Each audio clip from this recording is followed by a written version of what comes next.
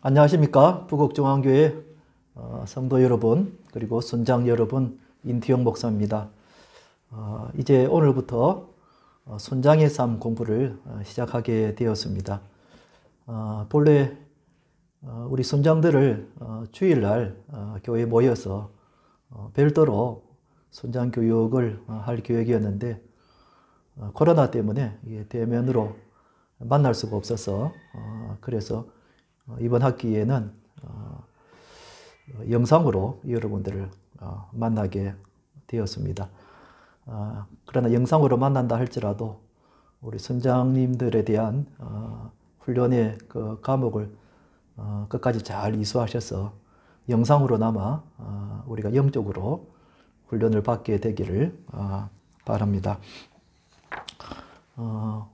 오늘부터는 순장의 삶에 먼저 여러분에게 한 번 더 알려드리는 말씀은 교구별 신방 담당 교육자를 한 번 더 말씀드립니다. 1교구는 이지용 전도사님, 정욱진 목사님, 2교구는 이지용 전도사님, 정욱진 목사님, 3교구는 이지용 전도사님, 오세빈 강도사님, 그리고 4교구는 최선희 전도사님, 손호왕이 목사님, 실버 교구는 최선희 전도사님, 손왕이 목사님.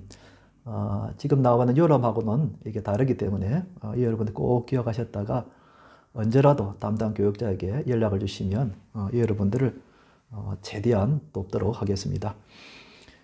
그리고 교육자가 교구장이 되며 각 사랑방들을 관리하며 돌아봅니다. 또 여전도사님들이 신방 부분을 더 확대하여 돌아보고 있습니다. 현재 매주일마다 그 주간의 결석자, 시험에 든 자, 환자 등 전화 및 방문 신방을 하고 있습니다. 사랑방 상황을 담당 여전도사님에게 연락 주시면 바로 또 저희들이 거기에 따라서 대처를 하도록 하겠습니다. 그리고 당분간 사랑방 모임은 방역 지침이 완화될 때까지 모이지 않겠습니다. 그러나 자발적으로 사랑방 모임을 할 수도 있습니다. 또 순장들은 사랑방 순원들의 주일 예배 출석과 개인 신상과 관련된 사항을 늘 파악해서 담당 교육자와 소통해 주시기 바랍니다. 주일 예배를 들었는지, 또 어디 출타하셨는지, 또 병이 들었는지, 이사했는지, 이런 기타 이런 것들을 잘 파악해 주시기 바랍니다. 또 순장들의 주일 오후 예배 대표 기도는 순번대로 지금처럼 계속 진행을 하겠습니다. 그리고 사랑방 특성은 방역 지침이 완화되는 시기부터 시작하도록 그렇게 하겠습니다.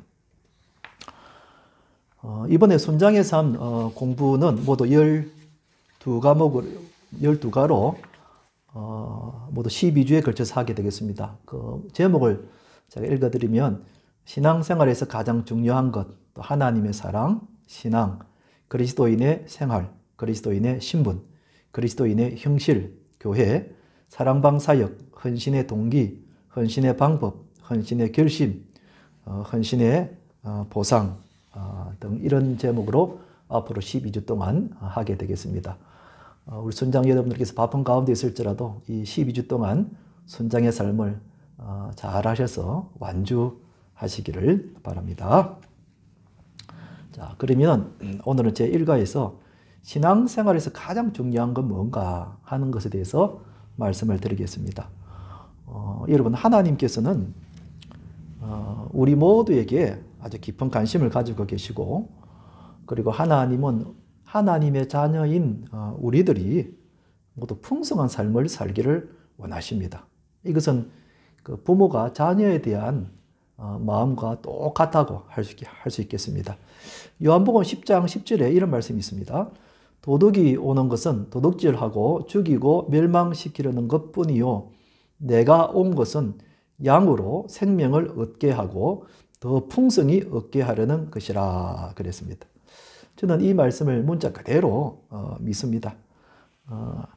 하나님께서 우리에게 주시고자 하는 것은 생명을 얻게 하고, 그리고 이 땅에서 더 풍성한 삶을 얻게 하는 것이 우리 하나님 아버지의 그 마음이라는 것입니다.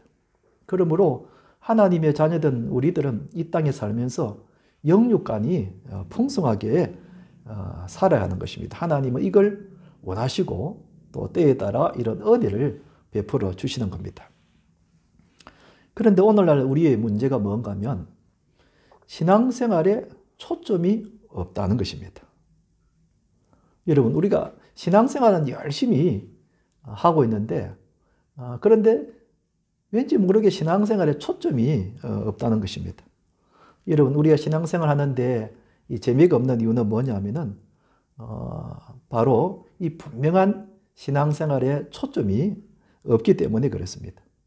여러분, 우리가 여행을 하더라도 여행하면서도 우리가 자주 이 이정표를 보고 또 지도를 보고 내가 지금 어디쯤 가고 있는지 또 앞으로 어디로 가야 되는지 하는 것을 이렇게 보면서 가야 여행이 재미가 있는 것 같이 신앙생활에도 초점이 있어야 됩니다.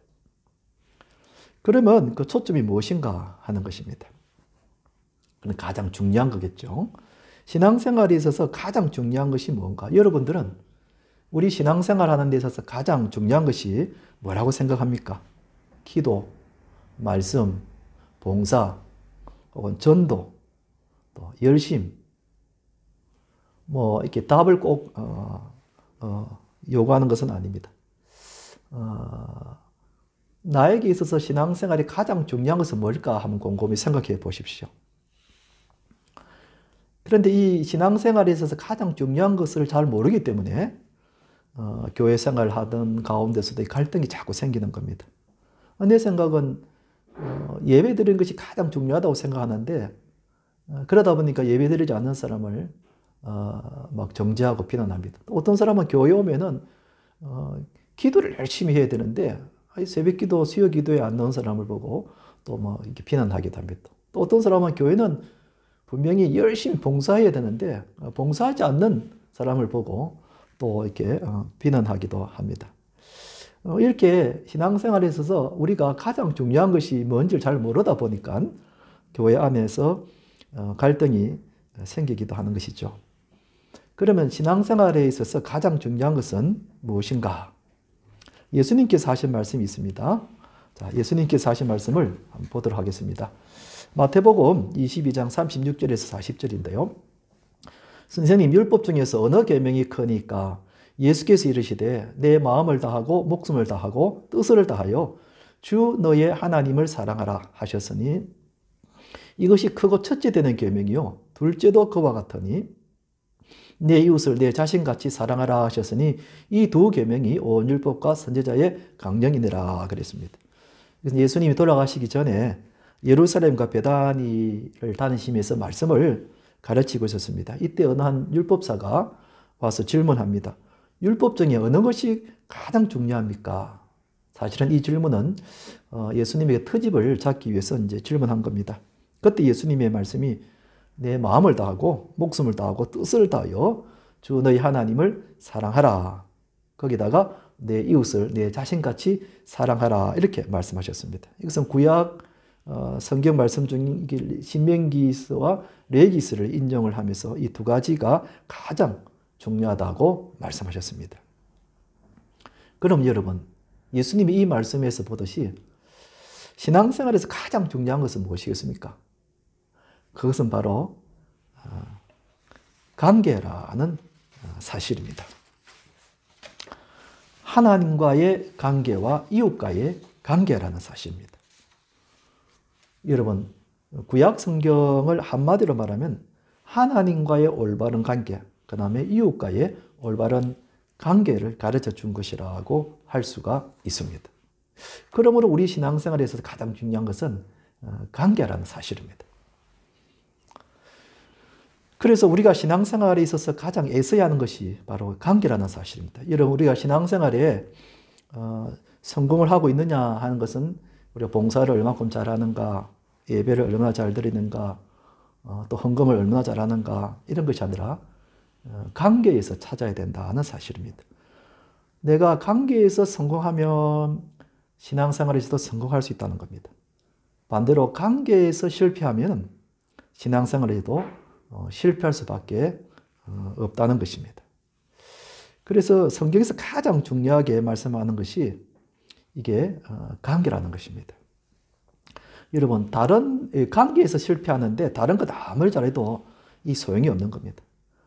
여러분, 하나님과의 이 관계가 잘 되지 않는데 뭐 전도하고 봉사하고 이게 좀 모순이죠. 이웃과의 관계가 올바르지 않는데 전도한다. 이것은 뭔가 모순이라고 할 수 있겠죠. 그래서 우리는 이 관계가 좋아지도록 애를 써야 합니다. 하나님과의 관계가 좋아야 되고, 그 다음에 이웃과의 관계도 좋아야 되고, 부부의 관계도 좋아야 되고, 또 부모와 자녀의 관계도 좋아야 합니다.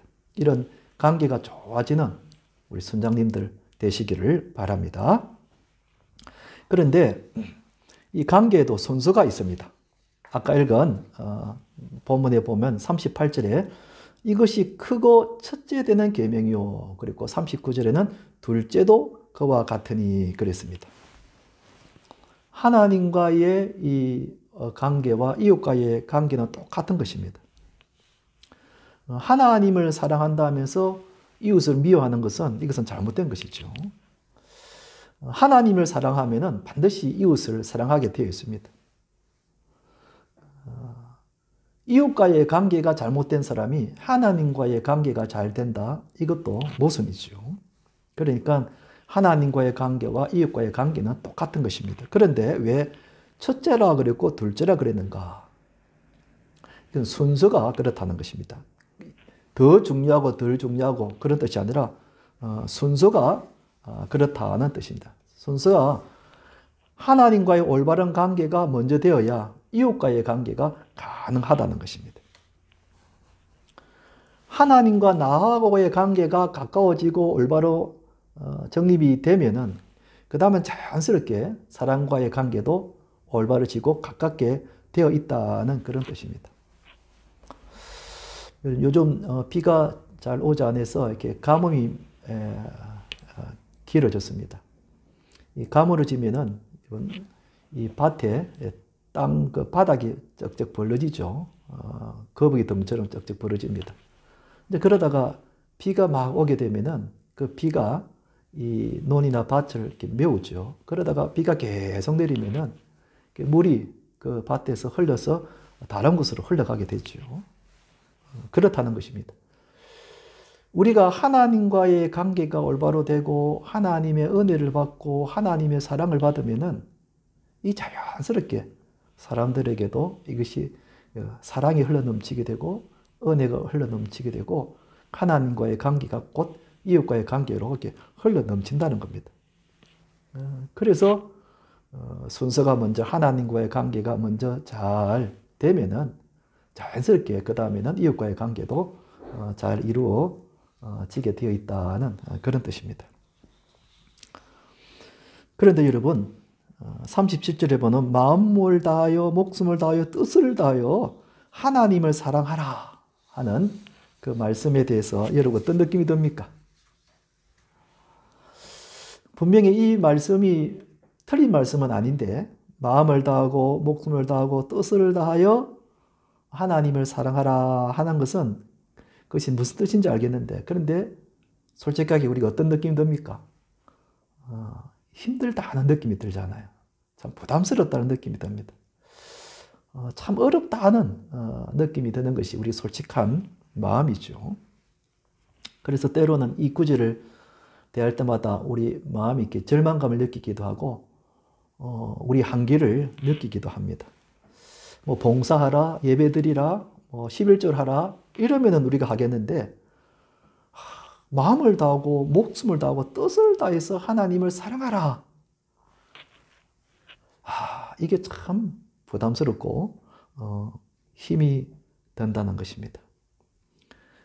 그런데 왜 하나님이 우리에게 이런 계명을 주셨는가 하는 것입니다. 우리가 이걸 한계를 느끼고 정말 참 부담스럽게 느끼는데 왜 하나님은 이 계명을 주셨는가?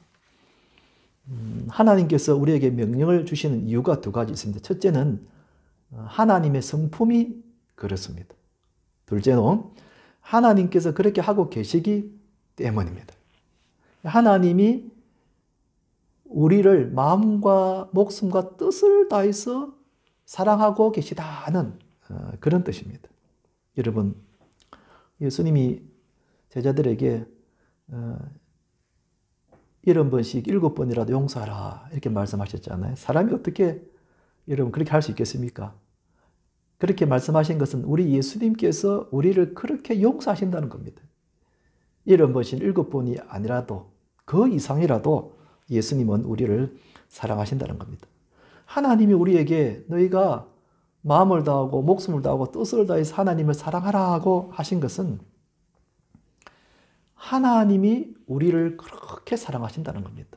하나님이 우리를 마음을 다하고 목숨을 다하고 뜻을 다하는 만큼 사랑하십니다. 그것이 바로 예수 그리스도의 십자가의 사건입니다. 하나님이 인간의 모습으로 이 땅에 오셔서 목숨을 버리면서까지 우리를 사랑하신 거예요. 그러니까 하나님이 우리를 그렇게 사랑하신다는 겁니다.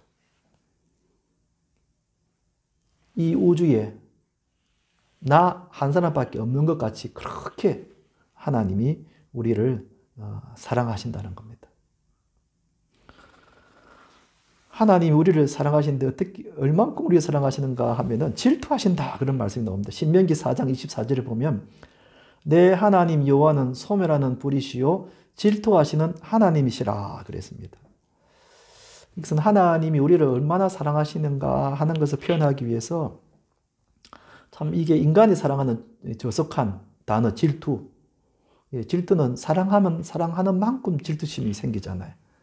그러니까 하나님은 우리가 이해하기 쉽도록 이런 단어를 사용하셨는데요. 그만큼 하나님이 우리를 사랑하신다는 겁니다. 우리밖에 모르는 것 같이 우리만 사랑하는 것 같이 그렇게 하나님이 우리를 사랑하신다는 겁니다. 이처럼 하나님이 우리를 사랑하십니다. 그러므로 여러분 우리가 앞으로 하나님과의 관계를 더 가까이 하고 그리고 더 올바로 하고 그리고 하나님과의 관계가 바로 되면은 그 다음에 우리 이웃과의 관계, 남편과의 관계, 아내와의 관계, 자녀와의 관계 그리고 또 다른 사람과의 관계가 저절로 가까워지게 되는 것입니다. 사랑하는 선장님 여러분, 이번 선장의 삶을 통해서 이렇게 하나님과의 관계, 사랑과의 관계가 더 돈독해지고 더 가까워지기를 주님의 이름으로 축원드립니다. 이렇게 해서 오늘은 제 일과를 마무리하도록 하겠습니다. 이 동영상을 보시고 여러분들이 과제물을 제출하시는데 과제물은 교회 1층 로비에 보면은 손장의 삶이라고 되어 있는 그 서랍이 있습니다. 거기서 가져가셔서 작성을 하시고 그리고 역시 1층 로비에 보면은 그 제출함이 있습니다. 그 과제물을 제출하시면은 한 주 후에 본당 2층에 있는 헌금꽂이함에서 찾아가시면 되겠습니다.